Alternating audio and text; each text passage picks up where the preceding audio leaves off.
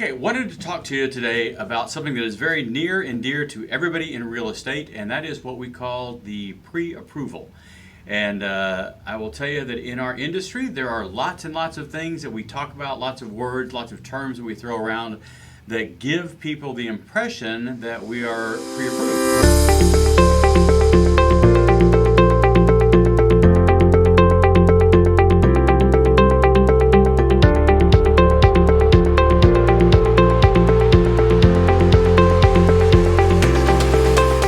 So I wanted to go through for you and just talk about what the sequence of events are and how it all kind of stacks up in the grand scheme of things.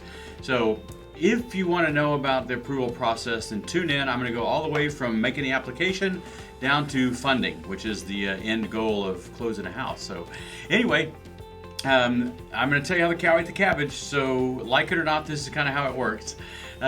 In the state of Texas, there are only two letters that a licensed mortgage originator can provide to you.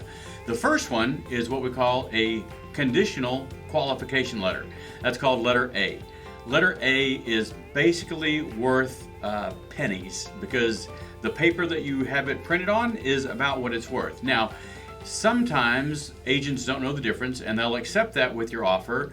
Letter A just basically says that you have talked about four things. Two really talked about, the other two we've verified. So to be pre-qualified, which again means virtually nothing, that means that you have completed or signed application, so an online application or a signed application in person, and that we have pulled a mortgage grade credit report. So that's the first two pieces of the criteria for pre-qualification. The other ones is going to be that we have talked about the borrower's ability to repay and the funds needed to close. So those four components: application, credit report, ability to repay, and funds needed to close. Those are the four components of the pre-qualification. Once we have that, we can send a letter. I prefer not to do pre-qualification letters for a number of reasons, and I'll talk to you more about that at a different time. But in general, the pre-qualification letter for most listing agents, most builders, most borrowers, most agents don't put much stock into it. What you would be looking for is what most people call a pre-approval letter. Pre-approval letter is basically, the pre-approval letter is where we have verified the ability to repay and we have verified the funds needed to close. So that's income, employment, and assets have been verified. That's great.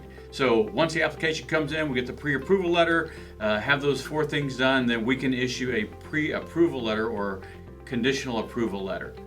That is also followed up by what we call an AUS findings, or an automated underwriting systems approval.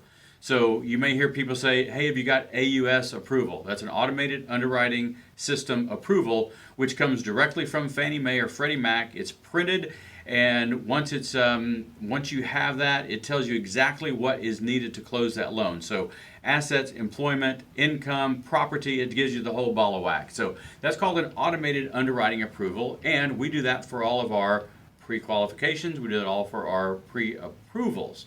Like I said, I don't do a whole lot of pre-qualifications because they're not worth much. So once we have that, the next thing that kind of comes into play is going to be your credit approval.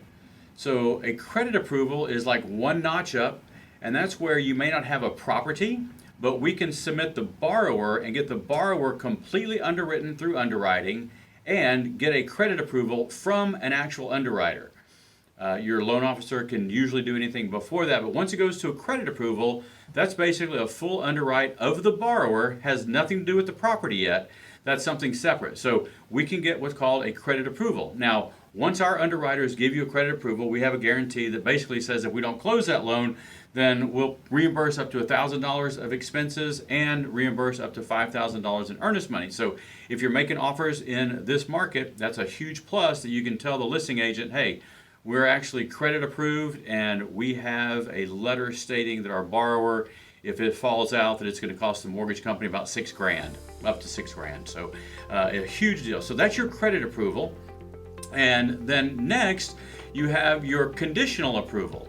So once you submit the appraisal and you have the borrower approved, maybe credit approved, maybe all at one time, once you have the property underwritten and you have the borrower underwritten, the underwriter will produce to you what's called a conditional approval. The conditional approval is really, really good, and that means the underwriter has actually looked at it and says, for you to close this loan, you have to have this, this, and this. Sometimes that comes back from the underwriter with nothing on it. Sometimes it may be just something simple that we need to get, but that credit approval followed by the conditional approval is what you're really looking for. So that conditional approval now has the property appraised and has the property underwritten as well as the individual. So after that, once we get those conditions cleared out, you have what's called a final approval. So the final approval is what everybody kind of has a good sigh of relief, saying, okay, all the underwriting's behind us. We've actually got the conditions satisfied for the underwriter. Now we are finally approved. That also sometimes will be termed clear to close, which basically means all the underwriting's over with, and now we're going to go into the closing department, so we are, quote, clear to close. Then the only thing better than that, once you're clear to close, is having everything signed. There is a little bit of a delay after people actually sign so that the title company can send the documents back to the lender. The lender approves everything that was done. Then we release what's called a funding number, and that funding number goes back to the title company, and that's when everybody has a high five and they can distribute the keys to the borrower, and they can fund the loan, pay the real estate agents, make sure everything is taken care of.